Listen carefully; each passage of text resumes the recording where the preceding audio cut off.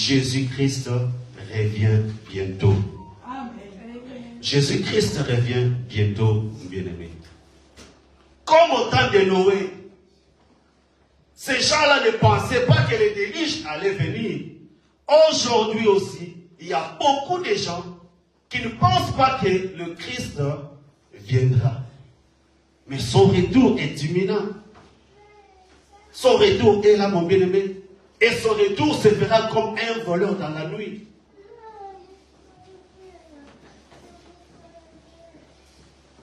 Dans Genèse chapitre 6, versets 5 à 7, la Bible nous dit ceci, que l'Éternel vit que la méchanceté des hommes était grande sur la terre et que toutes les pensées de leur cœur s'étaient portées chaque jour uniquement vers le mal. L'Éternel se repentit d'avoir fait l'homme sur la terre et il fit affliger en son cœur. Et l'Éternel dit, j'exterminerai de la face de la terre l'homme que j'ai créé depuis l'homme, et l'homme que j'ai créé, depuis l'homme jusqu'au bétail, aux reptiles et aux oiseaux du ciel, car je me répands de les avoir faits. Donc Dieu s'est repenti d'avoir créé l'homme à cause de leur méchanceté. Et Dieu avait détruit le monde à cause de cette méchanceté-là. Et malgré la prédication de Noé, ces gens-là n'avaient pas laissé le mal, n'avaient pas abandonné le mal. Ils ont continué dans le mal, dans le péché, et le déluge était arrivé. Et c'est le même cas aujourd'hui, mon bien-aimé. Beaucoup de personnes ne pensent pas que Dieu, Jésus-Christ, va revenir. Or, la Bible dit que les jours du Seigneur viendra comme un voleur. En ces jours, les cieux passeront avec fracas.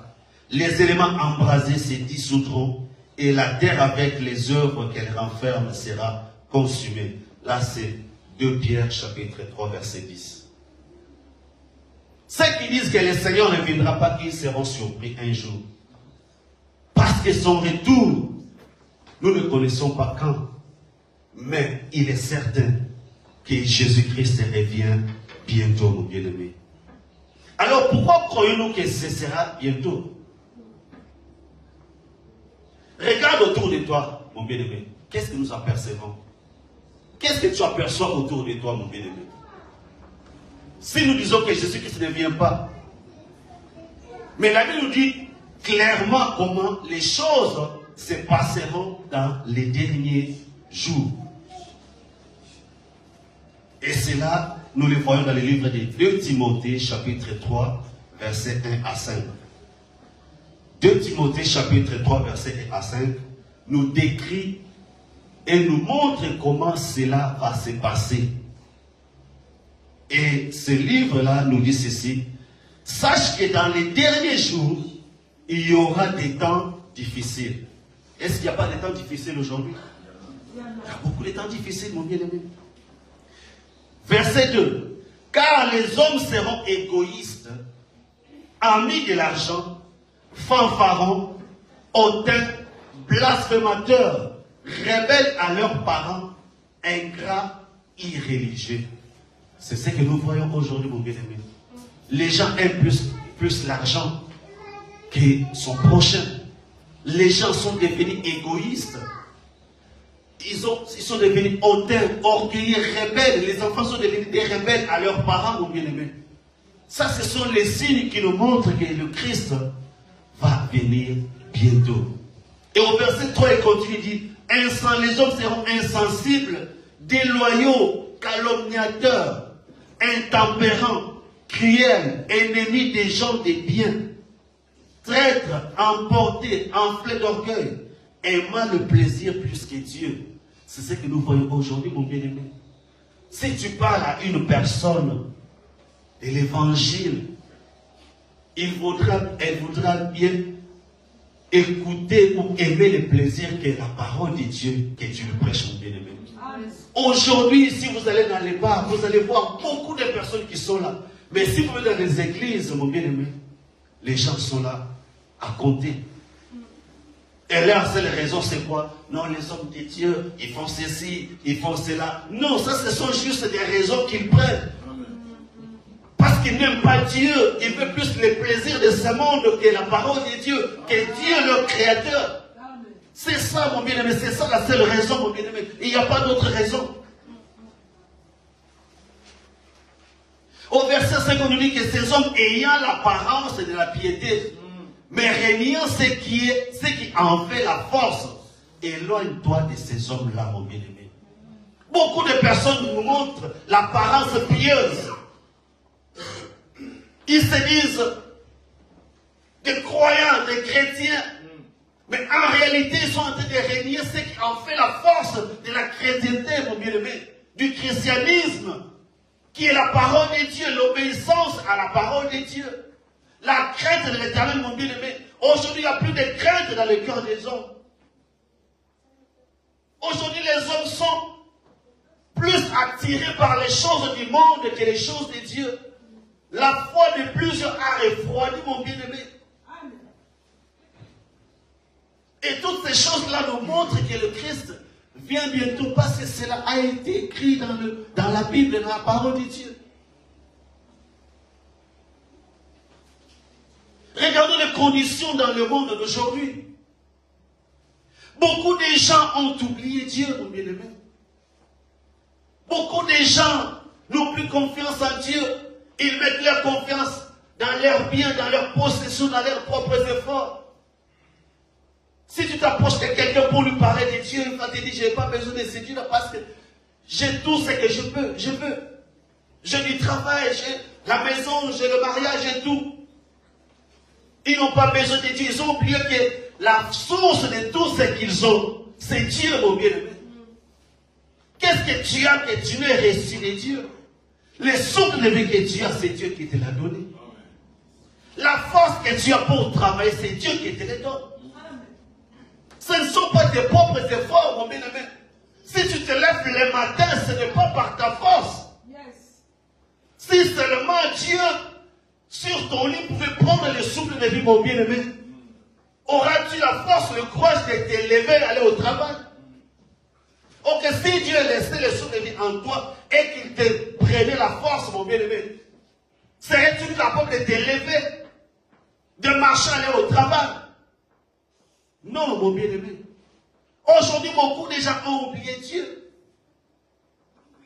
Partout dans le monde, nous voyons des émeutes destructrices. Il y a des émeutes haineuses dans de nombreuses villes, mon bien-aimé. Les gens qui s'entretuent entre eux.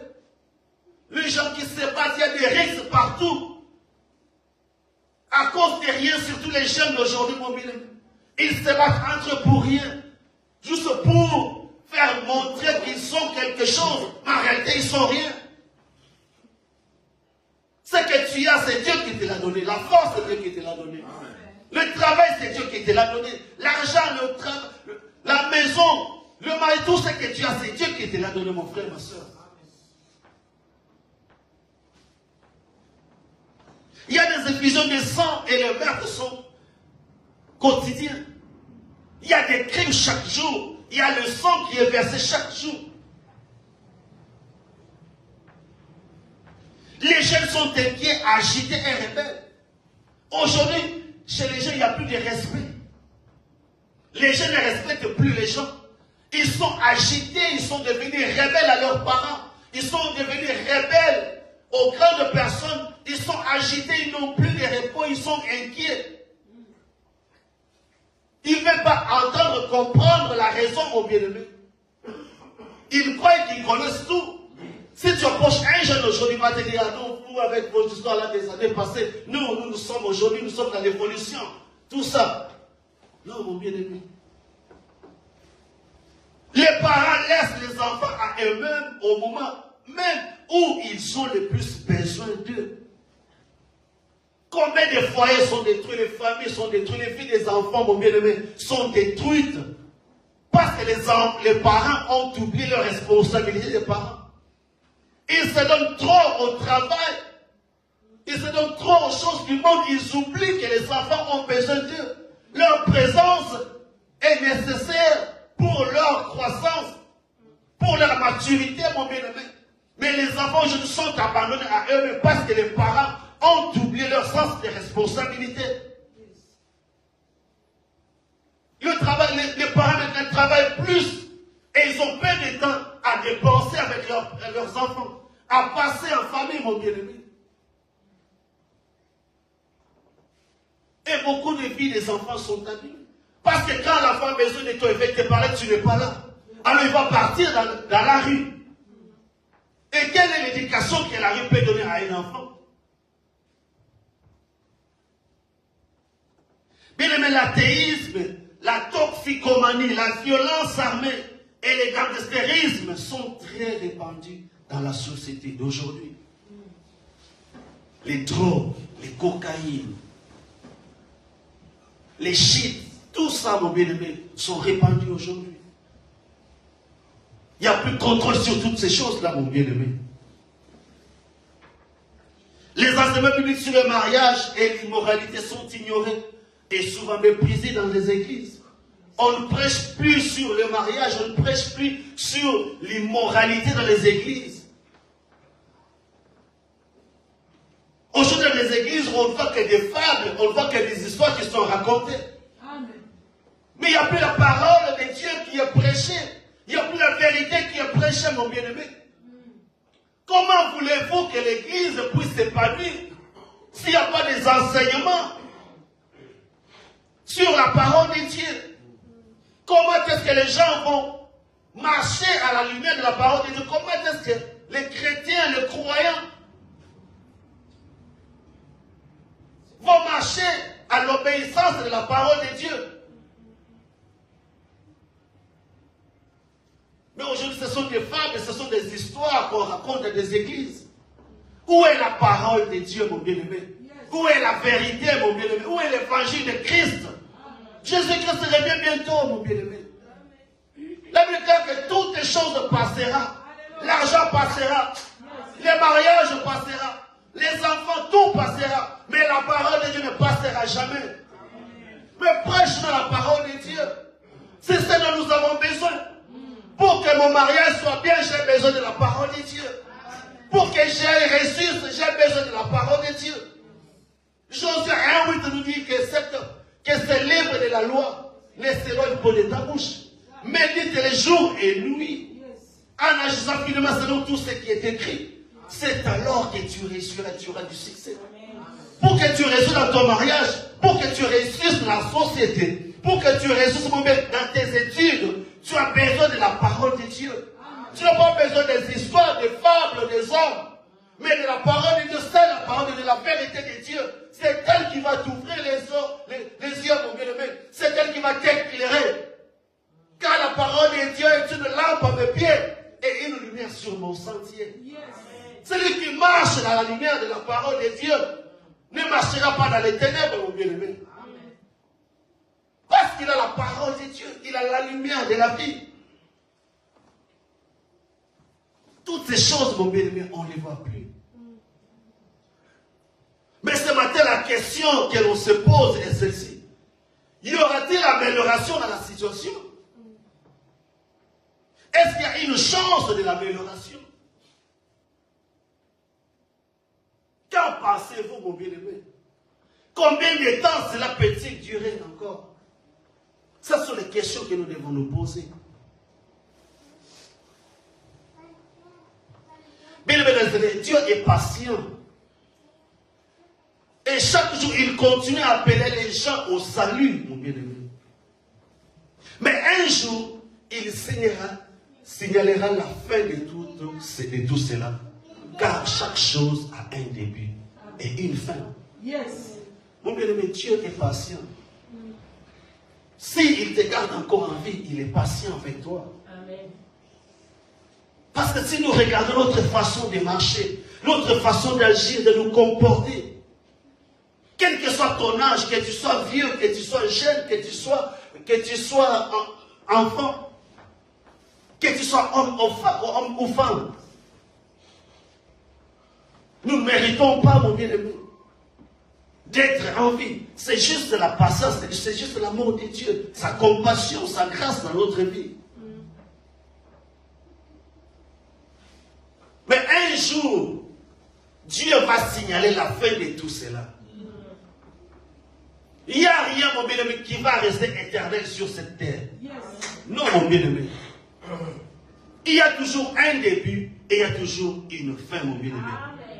Il y a un jour de jugement qui vient où chaque personne devra rendre des comptes devant Dieu.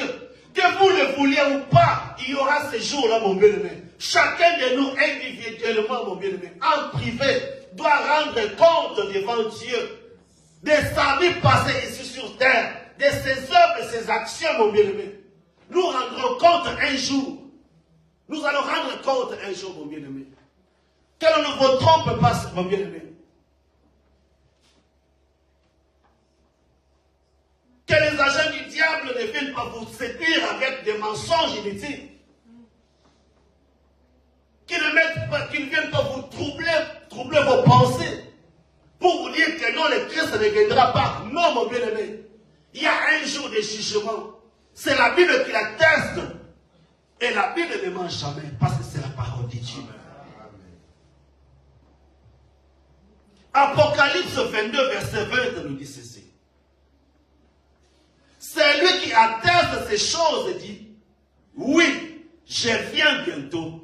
Amen. Amen. Viens, Seigneur Jésus. C'est lui qui atteste, c'est lui qui dit ces choses. C'est lui qui a inspiré aux hommes d'écrire la Bible. Lui-même, il atteste ces choses. Il dit que je viens bientôt. Alors s'il a dit qu'il vient, pourquoi nous devons douter de sa parole? Parce que Dieu ne ment jamais. Vous savez, Dieu peut tout. Mais il y a une chose que Dieu ne peut pas. C'est mentir. Dieu ne peut pas mentir. Dieu il peut faire tout. Mais mentir, il ne peut jamais. Il ne peut pas jamais. Mais bien aimé, Jésus-Christ revient comme nous l'a fait dans l'Apocalypse 22, 20. C'est un événement, mon bien-aimé, que nous ne manquerons pas. Car tout le monde les verra venir. Et quand il sera là, il jugera tous les hommes selon Matthieu 25, 32 et Apocalypse 20, 12. Dans Matthieu 25, verset 32, on nous dit que toutes les nations seront assemblées là. Et les uns seront séparés des autres. Comme le berger sépare les boucs d'avec les brebis. Et dans Apocalypse 20, verset 12, on nous dit que les morts ressusciteront et les livres seront ouverts. Et à part ces livres qui seront ouverts, il y aura un autre livre qui sera ouvert, qui est appelé le livre de vie. Et chacun sera jugé selon tout ce qui sera écrit dans ces livres-là. Donc tout le monde sera jugé selon ce qui sera écrit dans ces livres-là, mon bien-aimé. Et si tu n'es pas trouvé dans ces livres-là, si tu n'es pas trouvé dans le livre des vies, alors pour toi, mon bien-aimé, c'est l'enfer. Toutes les nations seront assemblées devant lui. Il séparera les uns avec les autres comme les bergers séparent les brebis avec le veau. C'est ça, mon bien-aimé. Certains iront avec le Seigneur au ciel, d'autres seront condamnés à l'enfer. Le paradis existe, l'enfer existe aussi, mon bien-aimé. Ce ne sont pas des utopies, ce ne sont pas des mensonges, mon bien-aimé. Ce ne sont pas des récits des fables, mais c'est la vérité. Et toi, mon bien-aimé, où iras-tu? Toi qui m'écoutes ce matin, en ces jours-là, où iras-tu, mon bien-aimé? Les choix t'appartiennent, mon frère, ma soeur. Les choix t'appartiennent. Ces jours-là, où iras-tu? Quand les livres seront ouverts et le livre de vie sera ouvert, mon bien-aimé,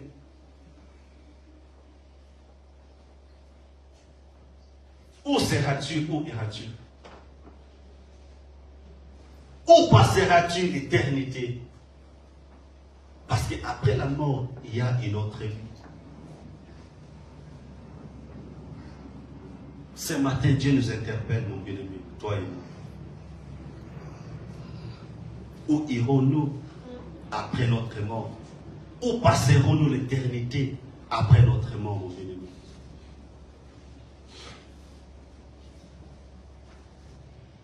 Vous savez, nous sommes tous nés avec une nature pécheresse. Et nous sommes emportés toujours, portés à faire toujours le mal.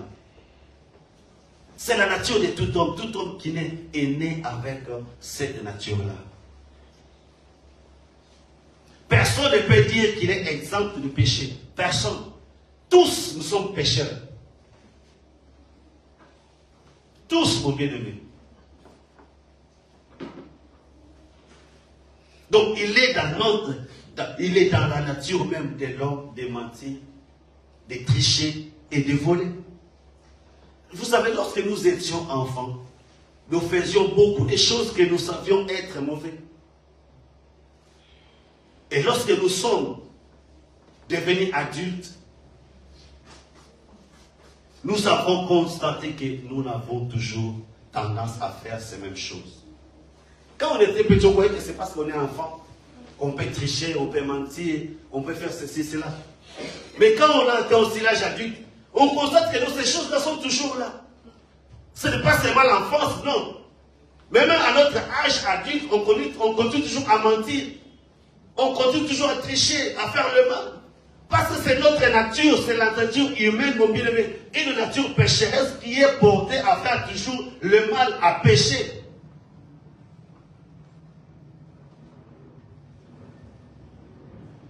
Bien-aimé, les péchés ne restent pas impunis. Tout péché, mon bien-aimé, a toujours une conséquence. Il n'y a pas de grand péché et il n'y a pas de petit péché.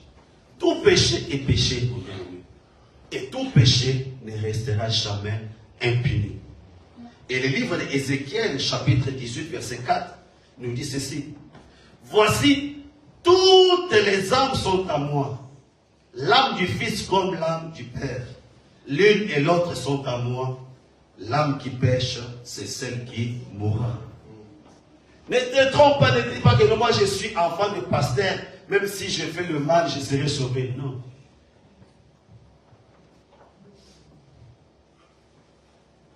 Non, moi je fais ceci, cela, parce que je vais à l'église, même si je pêche. Non, mon bien-aimé.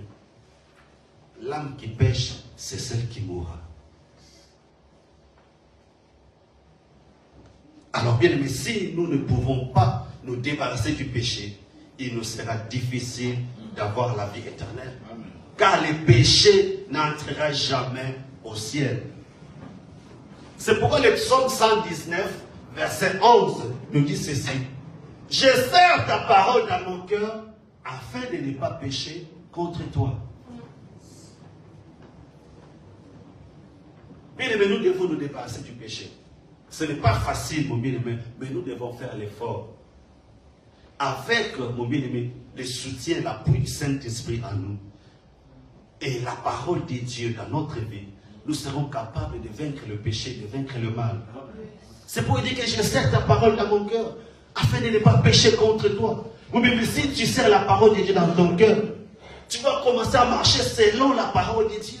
Tu vas marcher à la lumière de la parole de Dieu. Si tu veux faire quelque chose de mauvais, la parole va t'interpeller. Non, ma soeur, ne fais pas ceci. Non, mon frère, ne fais pas cela.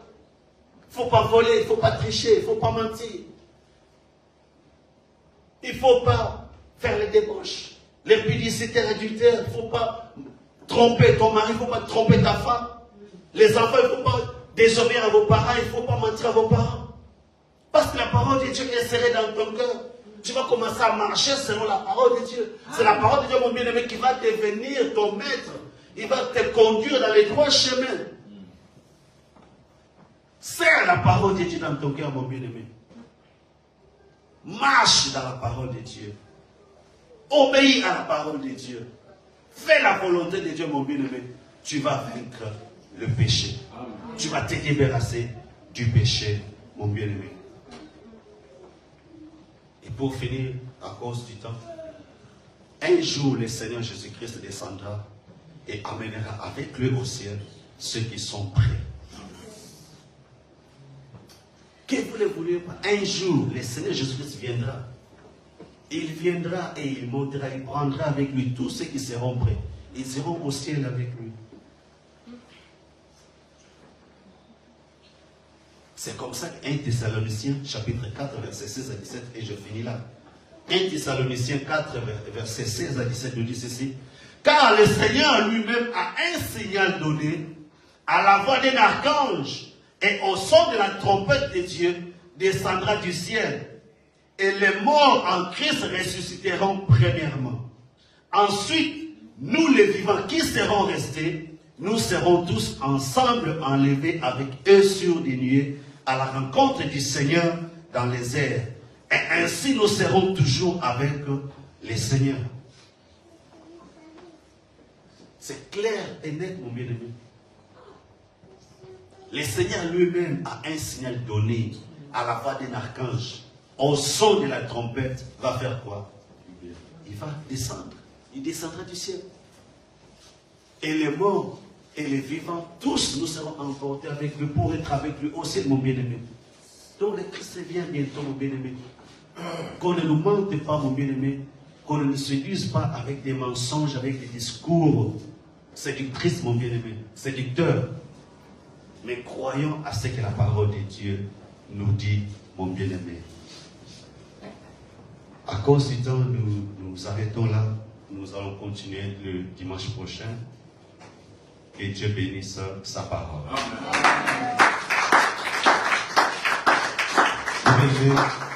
Rapidement, nous allons prier pour la parole. Nous allons dire merci à Dieu parce qu'il nous a parlé et que le Saint-Esprit nous aide à marcher dans la droiture, que le Saint-Esprit nous aide afin que nous soyons prêts ces jours-là quand le Seigneur viendra. Prions au nom du Seigneur.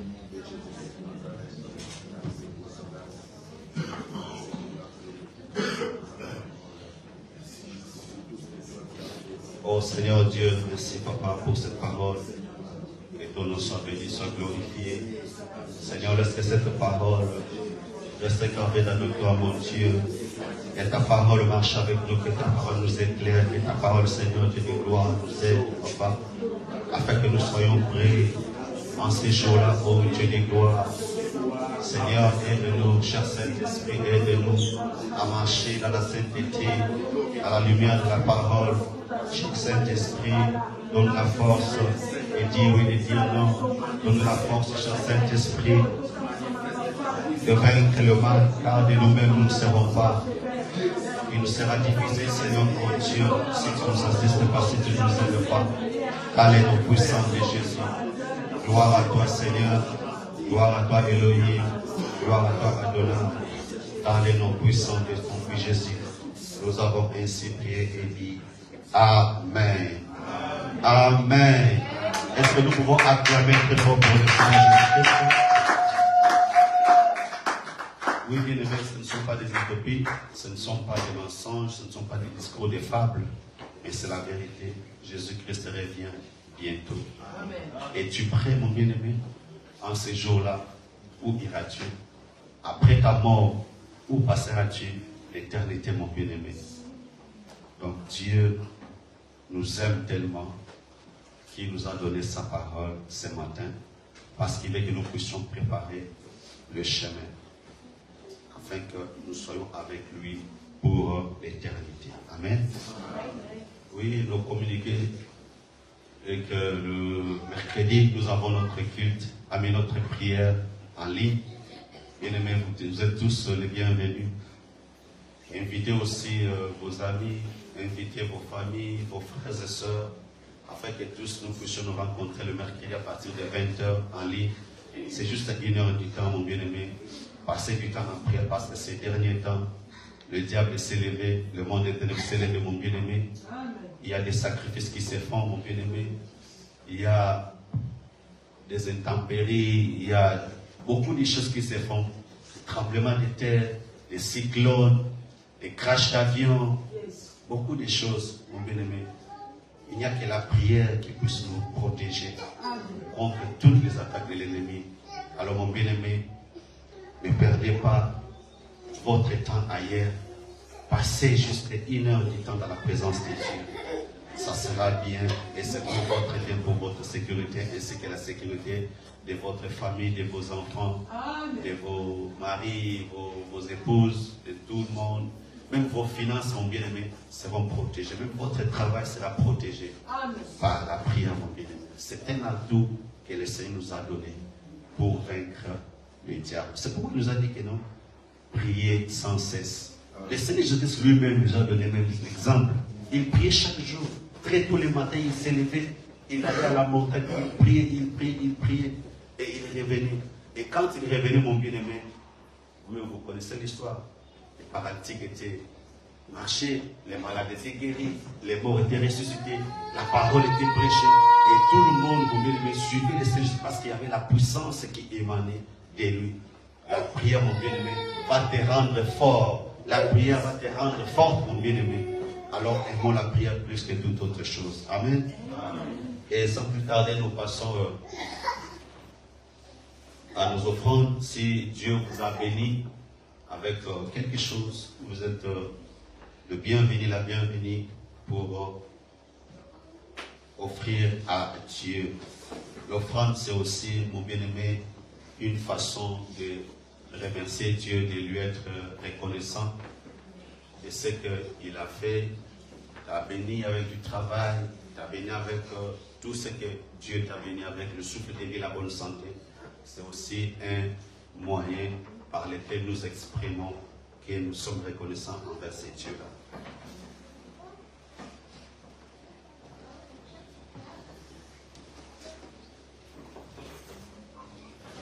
Père éternel, Dieu de gloire, bénis ta servante, bénis l'œuvre de Seigneur, ô Dieu, que ton sang le couvre, la protège, ainsi que toute sa famille. Bénis la provenance, mon Dieu, souviens-toi des grands et puissants de Jésus. Amen.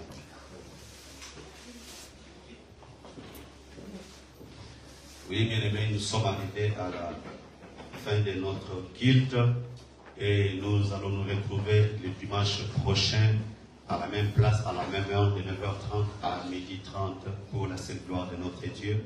Nous invitons les pasteurs Échias pour faire la clôture, la prière de clôture.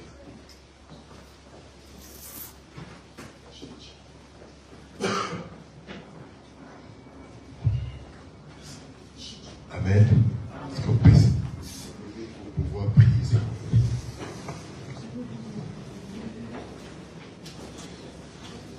Bien-aimé, Dieu est grand, Dieu est merveilleux, Dieu est tellement bon.